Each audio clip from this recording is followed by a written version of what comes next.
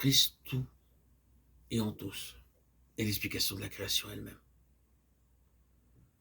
Je ne vous apprends rien en vous disant que cette épître aux Colossiens nous le déclare sans embâche au chapitre 1er.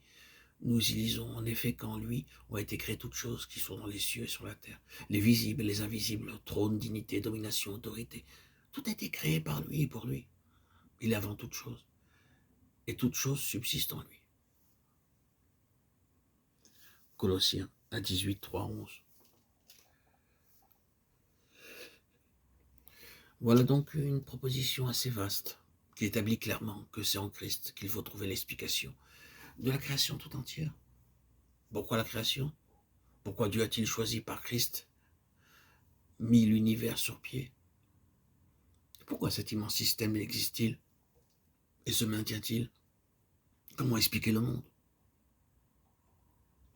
Où est sa raison d'être? À toutes ces questions, il n'y a qu'une réponse.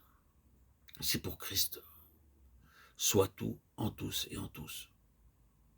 La pensée et l'intention de Dieu en créant tout cet univers était qu'un jour toute la création manifeste à la gloire de son Fils Jésus-Christ et reflétait sa divine majesté. Christ tout et en tous. Le petit fragment toute chose subsiste en lui, littéralement tiennent ensemble, ne laisse aucun doute sur le rôle joué dans la création par le Seigneur Jésus-Christ. Sans lui, tout l'univers se désagrégerait et tomberait en ruine. Il lui manquerait son facteur de cohésion.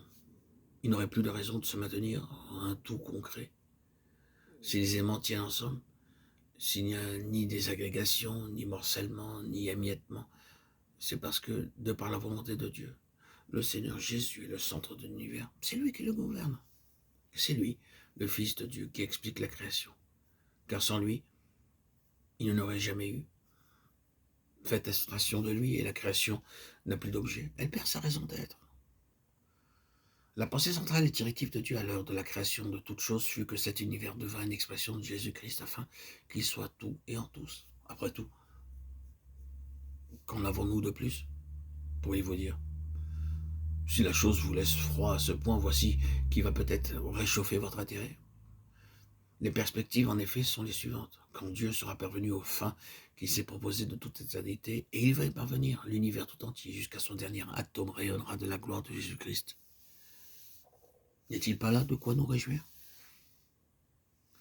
Quand nous trouvons notre enfant de Dieu dans une de ces rencontres bénies dont le Seigneur Jésus est le centre, et où toutes nos préoccupations sont absorbées par une commune contemplation de sa personne, que ne donnerions-nous par quelquefois pour prolonger un peu? Mais non, il faut s'interrompre et retourner dans le monde. Il faut rentrer dans cette atmosphère épaisse et se laisser étreindre de nouveau par ce contact glacial.